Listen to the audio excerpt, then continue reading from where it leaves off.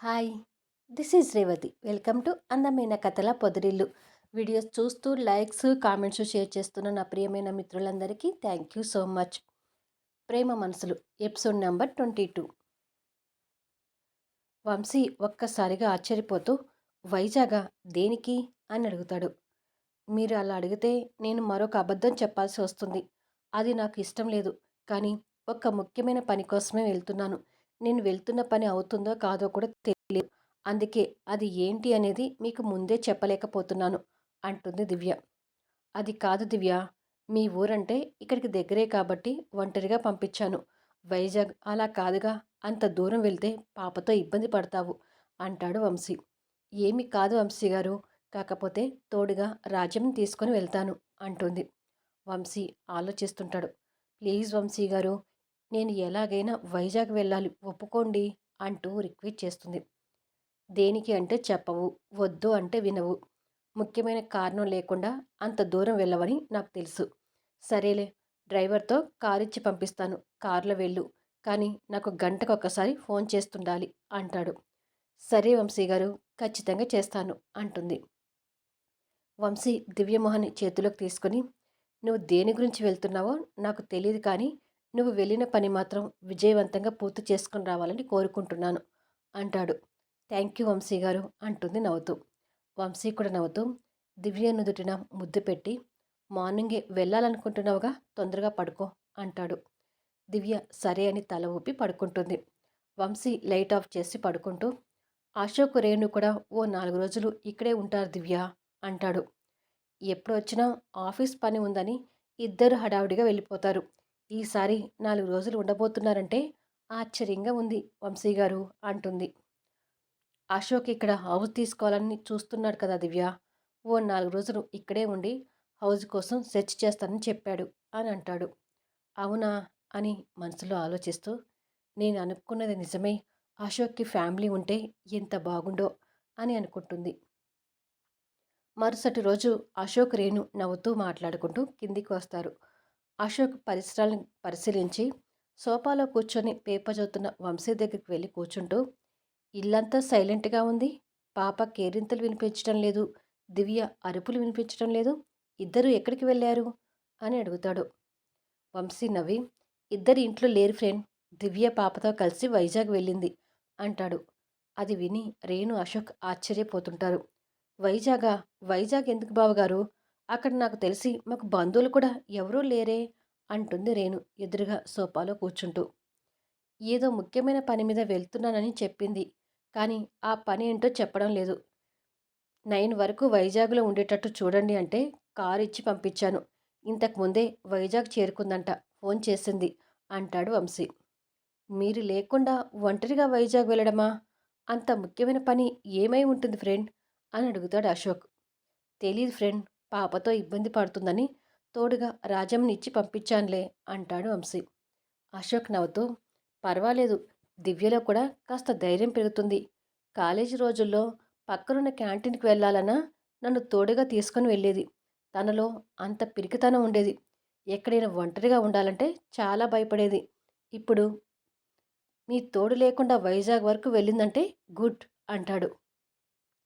ఆ మాటలకు వంశీ నవ్వుతూనే పాత జ్ఞాపకాల్లోకి వెళ్ళి, లంకంత ఇంట్లో దివ్యని ఒంటరిగా వదిలేసి గర్ల్స్ ఫ్రెండ్స్తో రోజుల తరబడి టూర్లు వెళ్ళిన సంఘటనలు, దివ్య కారం డబ్బా రోకలి బండ పెట్టుకొని పడుకున్న సంఘటనలు ఒక్కసారిగా కళ్ళ ముందు కదిలి కళ్ళు చెమర్చే లోపే, అక్క నన్ను చూస్తే ధైర్యంగా ఉండటం నేర్చుకుంటుంది అశోక్ అంటుంది రేణు గొప్పగా ఫీల్ అవుతూ. అవునవును, ధైర్యంగా ఉండటం నీ దగ్గర నుంచే నేర్చుకోవాలి. పెద్ద పెద్ద పోకిరిగాల్ని కరాటీతో కొట్టి బొక్కలు విరగదీస్తావు, కానీ కిచెన్లో ఆమడ దూరంలో ఉన్న బొద్దింకలు చూస్తే మాత్రం భయంతో వచ్చి నన్ను వాటేసుకుంటావు అంటాడు. అది విని వంశీ నవ్వుతుంటే, పో అశోక్ అని రేణు చిరుకోపంతో అక్కడి నుంచి వెళ్తుంది. సరే ఫ్రెండ్, నేను బయటకు వెళ్తున్నాను. మధ్య మధ్యలో నేను కూడా దివ్యకు ఫోన్ చేస్తుంటానులే అంటాడు అశోక్. ఓకే ఫ్రెండ్ అంటాడు వంశీ. వైజాగ్లో దివ్య పాపని రాజమ్మకిచ్చి లోపల ఆఫీసులో కూర్చొని మేనేజర్తో మాట్లాడుతుంటుంది. ఆ మేనేజర్ దివ్యతో కాసేపు మాట్లాడి దుమ్ము పట్టిన ఫైల్ ఒకటి బయటికి తీసి తెరుస్తాడు. ఫైల్ ఓపెన్ చేయగానే అశోక్ 2 సంవత్సరాల వయసున్న ఫోటో ఫైల్‌కి అతికిచ్చి ఉంటుంది. అతను మాట్లాడుతూ, అశోక్ ఈ శరణాలయానికొచ్చినప్పుడు తీసిన ఫోటో ఇది అని ఫోటో చూపిస్తాడు. దివ్య ముద్దుగా ఉన్న చిన్ననాటి అశోక్ ఫోటో చూస్తుంటుంది. తిరిగి అతను ఫైల్ చూసి మాట్లాడుతూ, సముద్రంలో చేపలు పట్టే ఒక జాలరికి ఈ బాబు నీటిలో కొట్టుకుపోతూ కనిపించాడంట. బాబుని కాపాడి ఈ శరణాలయానికి తీసుకొచ్చాడు. బాబుకి అశోక్ కుమార్ అని పేరు పెట్టి ఈ శరణాలయంలో అడ్మిట్ చేసుకున్నట్టుగా ఉంది అంటాడు. దివ్య ఆశ్చర్యపోతూ సముద్రపు నీటిలో కొట్టుకుపోతూ కనిపించాడా అని అనుకొని అశోక్ చెప్పిన కలను గుర్తు తెచ్చుకొని అశోక్ కూడా సముద్రపు ఒడ్డున అని చెప్పాడు అని అనుకొని ఆ జాలరీ అడ్రస్ ఏమైనా ఉందా సార్ అని అడుగుతుంది. అదేమీ లేదమ్మా, అతను చెప్పిన డీటెయిల్స్ మాత్రమే ఇక్కడ ఉన్నాయి, అవి నీకు చెప్పాను అంటాడు. దివ్య ఆలోచించి అశోక్ ఫోటోని తన ఫోన్లో ఫోటో తీసుకొని అశోక్ అక్కడ జాయిన్ అయిన డేట్, మంత్, ఇయర్ నోట్ చేసుకొని ఆఫీస్ నుంచి బయటకు వచ్చి ఆలోచిస్తూ, అంటే అశోక్కి అయిన వాళ్ళు లేక అనాథ కాలేదని అర్థమవుతుంది. నీటిలో కొట్టుకుపోతూ కనిపించాడంటే పొరపాటుగా ప్రమాదంలో పడి ఉంటాడా అని ఆలోచిస్తూ కాస్త సంతోషపడుతూ, అలా జరిగే ఉంటే అశోక్కి తన వాళ్ళు ఎవరో ఉండే ఉంటారు, కానీ వాళ్ళు ఎవరో ఎలా తెలుసుకోవాలి అని ఆలోచిస్తుండగా రాజమ్మ ఏడుస్తున్న పాపని అక్కడికి తీసుకొని వచ్చి, అమ్మ, పాపకు పాలు పట్టి చాలాసేపు అవుతుంది, ఆకలి అవుతుందేమో, ఏడుస్తుంది, ముందు కొన్ని పాలు పట్టండమ్మా అంటుంది. దివ్య పాప వైపు జాలిగా చూస్తూ పాపని ఎత్తుకొని, సారీ తల్లి, వైజాగ్ తీసుకొచ్చి నేను చాలా ఇబ్బంది పెడుతున్నాను కదా, నా స్నేహితుడి కోసం తప్పడం లేదమ్మా, నిన్ను ఏడిపిస్తున్నందుకు సారీ బంగారం అని పాపకి పాల బాటిల్తో పాలు పడుతుంది. నోట్ చేసుకున్న డేట్, ఇయర్ని చూస్తూ, మామూలుగా పిల్లలు తప్పిపోతే న్యూస్ పేపర్స్లో ఇస్తుంటారు, అశోక్ గురించి కూడా వాళ్ళ పేరెంట్స్ పేపర్స్లో ఇచ్చి ఉంటారేమో, గ్రంథాలయానికి వెళ్ళి అప్పటి పేపర్స్ వెతికితే అశోక్ పేరెంట్స్ గురించి ఏమైనా తెలియవచ్చు అని అనుకుంటుంది. మరి కొద్దిసేపటికి ఓ గ్రంథాలయంలో ఆ డేట్, ఇయర్, మంత్ బట్టి పేపర్స్ని వెతుకుతుంటుంది.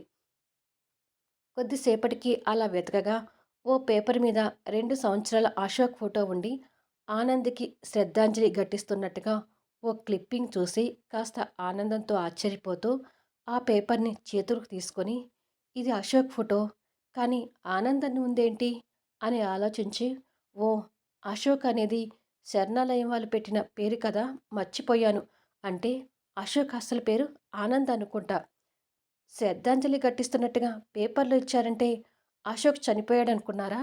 ఇంతకీ అశోక్ పేరెంట్స్ ఎవరై ఉంటారు అనుకొని పేపర్ని ఇంకా ఆనందంతో పరిశీలిస్తుండగా ఆనంద్ తల్లి అన్నపూర్ణమ్మ, తండ్రి ఆనంద్ గ్రూప్ ఆఫ్ చైర్మన్ చక్రవర్తి గారు అని చదివి ఒక్కసారిగా షాక్ అవుతూ, అశోక్ చక్రవర్తి గారి కొడుకా అని ఆనందంతో కన్నీళ్ళు పెట్టుకుంటూ నవ్వుతూ ఆ పేపర్ని చూస్తూ, అశోక్ అనాథ కాదు, అశోక్కి మంచి ఫ్యామిలీ ఉంది, ఈ విషయం అశోక్ తెలిస్తే ఎంత సంబరపడతాడో అని అనుకొని మళ్ళీ అంతలోనే బాధపడుతూ, కానీ వంశీ గారు, చక్రవర్తి గారు బద్ధ శత్రువులుగా ఉంటారు, మా శత్రువు కొడుకు అశోక్ అంటే అని ఆలోచిస్తూ, నో, ఈ సంతోషమైన సమయంలో ఇవన్నీ ఆలోచించకూడదు, ముందు ఈ విషయం వంశీ గారికి, రేణుకి చెప్పాలి అని ఆ పేపర్ తీసుకొని సంతోషంగా బయలుదేరుతుంది.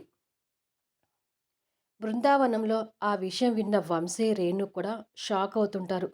ఆ షాక్లో వంశీ ఆనందపడుతూ దివ్య 2 షోల్డర్స్ పట్టుకొని, ఏంటి దివ్య నువ్వు అనేది, నువ్వు చెప్తున్నది నిజమేనా, అశోక్ చక్రవర్తి గారి కొడుకు ఆనంద్ కావడం ఏంటి, నేను అసలు నమ్మలేకపోతున్నాను అంటాడు. అవునక్క, నువ్వు చెప్తున్నది నిజమేనా అంటుంది రేణు కూడా ఆశ్చర్యపోతూ. దివ్య నవ్వుతూ, నేను కూడా ముందు మీలాగే షాక్ అయ్యాను, నమ్మలేకపోయాను కూడా, కానీ ఇటు చూడండి అని పేపర్, ఫోన్లో ఫోటోని చూపిస్తూ, ఈ ఫోన్లో ఉన్న ఫోటోని శరణాలయంలో చూశాను, తర్వాత లైబ్రరీకి వెళ్ళి వెతికితే చక్రవర్తి గారు, అన్నపూర్ణమ్మ గారి పేర్ల మీద ఈ ఆనంద్ ఫోటో కనిపించింది, అశోక్ చక్రవర్తి గారి కొడుకు ఆనంద్ అని, ఇది చూసైనా నమ్ముతారా అని అడుగుతుంది. రేణు ఆ పేపర్ని చేతిలోకి తీసుకొని, అవును, ఇది అశోక్ చిన్నప్పటి ఫోటోనే, ఈ ఫోటోని అశోక్ దగ్గర కూడా చూశాను అంటుంది ఆశ్చర్యపోతూ. వంశీ కూడా ఆ ఫోటో చూసి ఆనందపడుతూ, ఇదే ఫోటో చక్రవర్తి గారి ఆఫీస్ టేబుల్ మీద చూశాను దివ్య, నిజంగానే మన అశోక్ చక్రవర్తి గారి కొడుకు ఆనంద్ అన్నమాట, ఈ విషయం ఆ తండ్రి కొడుకులకు తెలిస్తే వాళ్ళ సంతోషానికి అవధులు ఉండవు అని వంశీ ఆలోచిస్తూ చక్రవర్తి గారు అశోక్ని మొదటిసారి చూసిన క్షణం నుంచి మొన్న చక్రవర్తి గారు హాస్పిటల్ పాలైనప్పుడు అశోక్ ఆవేశంలో వంశీ నాన్న మాటల వరకు గుర్తు తెచ్చుకొని వారిద్దరూ తండ్రి కొడుకు కాబట్టి ఒకరి మీద ఒకరు తెలియని అభిమానం చూపించుకున్నారు. నిజంగా ఇది సంతోషించాల్సిన విషయం దివ్య అంటాడు ఆనందపడుతూ. రేణు కూడా మహా ఆనందపడుతూ అంటే అశోక్ ఇప్పుడు అనాథ కాదు, అశోక్కి అందరూ ఉన్నారు అని గుడిలో చక్రవర్తి గారిని భారతిని కలిసి గుర్తు తెచ్చుకొని ఇప్పుడు అర్థమవుతుంది. అశోక్ కలలో కనిపించేది వాళ్ళ అక్క భారతి గారన్నమాట అంటుంది. వంశీ కూడా ఆనందపడుతూ చనిపోయాడనుకున్న కొడుకు బతికి ఉన్నాడని తెలిస్తే అది మన అశోకే వాళ్ళ ఆనందాన్ని తెలిస్తే ఆ కుటుంబం చాలా సంతోషపడుతుంది దివ్య అంటాడు. దివ్య కాస్త ఆలోచిస్తూ వంశీ గారు ఈ ఆనందంలో మీరు ఒక విషయం మర్చిపోతున్నారు అంటుంది. ఏ విషయం దివ్య అని అడుగుతాడు. చక్రవర్తి గారు మనకు శత్రువు, మన శత్రువు కొడుకే మన అశోక్ అంటుంది కాస్త బాధపడుతూ. ఆ మాట వినేసరికి వంశీ రేణు మొహంలోనూ కొంత బాధ కనిపిస్తుంది. తిరిగి వంశీ ఆ బాధను పోగొట్టుకొని అదంతా వదిలే దివ్య, ఇప్పుడు మన అశోక్ అనాథ కాదు, అశోక్కి అందరూ ఉన్నారు, మంచి ఫ్యామిలీ ఉంది, ఇది చాలు అంటాడు. రేణు కూడా ఆనందపడుతూ మా పెళ్ళి అయ్యాక మేమిద్దరమే ఉండాలనుకునేదాన్ని, ఇప్పుడు ఆ అవసరం లేదు, మాకు ఫ్యామిలీ ఉంది అని అంటుంది. దివ్య చెల్లెల సంతోషానికి ఆనందపడుతూ ఈ విషయం గురించి మనం చెప్పుకొని మనం ఆనందపడటం కాదు, ఈ విషయం వెంటనే అశోక్ చెప్పాలి, ఇంతకీ అశోక్ ఎక్కడ ఉన్నాడు అని అడుగుతుంది. అశోక్ బయటికి వెళ్ళాడు దివ్య, మరి కాసేపట్లో రావచ్చు అని రేణు వైపు చూసి, రేణు నువ్వు ఒక పని చెయ్యి, నువ్వు చక్రవర్తి గారి ఇంటికి వెళ్ళి ఈ విషయం వాళ్ళకి చెప్పు, వీలైతే వాళ్ళని ఇక్కడికి తీసుకొనిరా, ఈలోపు అశోక్ కూడా ఇక్కడికి వస్తాడు, ఈ బృందావనంలోనే అశోక్ని తన ఫ్యామిలీతో కలుపుదాం అంటాడు వంశీ. సరే బావగారు అని రేణు ఆనందపడుతూ వెంటనే బయలుదేరుతుంది. వంశీ దివ్యమొహంలో పట్టలేని ఆనందం కనిపిస్తూనే దానితో పాటు చిన్న ఆందోళన కూడా కనిపిస్తుంది. ఇక రేణు ఆటోలో సంబరపడుతూ వెళ్తూ ఈరోజు అశోక్ తన వాళ్ళందరినీ కలవబోతున్నాడు, అంటే మా కుటుంబం వాళ్ళ కుటుంబం సమక్షంలో మా పెళ్ళి జరుగుతుంది అనుకుంటూ వారి ఇంటి ముందు ఆటో దిగుతుంది. ఆటో అతనికి డబ్బులిచ్చి గేట్ తీసుకొని లోపలికి చూసేసరికి లోపల కాస్త పండగ వాతావరణంలా కోలాహలంగా ఉండి భారతి లైన్లో ఉన్న పేదవారికి బట్టలు పంచిపెడుతుంటుంది. రేణు భారతిని చూసి ఆనందపడుతూ ఓ తనిప్పుడు నాకు కాబోయే వదినన్నమాట అని అనుకొని ఈరోజు ఏముందని బట్టలు పంచుతున్నారు అని అనుకుంటూ కాస్త ముందరికి వచ్చేసరికి భారతితో పాటు లాస్య కూడా కనిపిస్తుంది. రేణు లాస్యని చూసి ఆశ్చర్యపోతూ ఈ చింపాంజీ మొహం ఏంటి ఇక్కడ కనిపిస్తుంది అని అనుకొని ఫ్లాష్ బ్యాక్లోకి వెళ్ళి చక్రవర్తి గారికి మేనకోడలు అవుతానని లాస్య చెప్పిన మాటలు గుర్తు తెచ్చుకొని షాక్ అవుతూ మేనకోడలు అంటే ఇప్పుడు ఈ చింపాంజీ మొహం నా అశోక్ ఏమవుతుంది అని ఆలోచించుకుంటూ మై గాడ్ మరదలవుతుంది అంటే అశోక్ లాస్య బావా మరదలన్నమాట అని అనుకొని ఏడుపు మొహం పెట్టుకుంటుంది. ఈ ఎపిసోడ్ మీద మీ అభిప్రాయాలు తెలుపుతూ కామెంట్స్ ఇవ్వండి. అలాగే లైక్స్ ఇవ్వడం మాత్రం అస్సలు మిస్ కాకండి. మళ్ళీ నెక్స్ట్ వీడియోలో కలుద్దాము.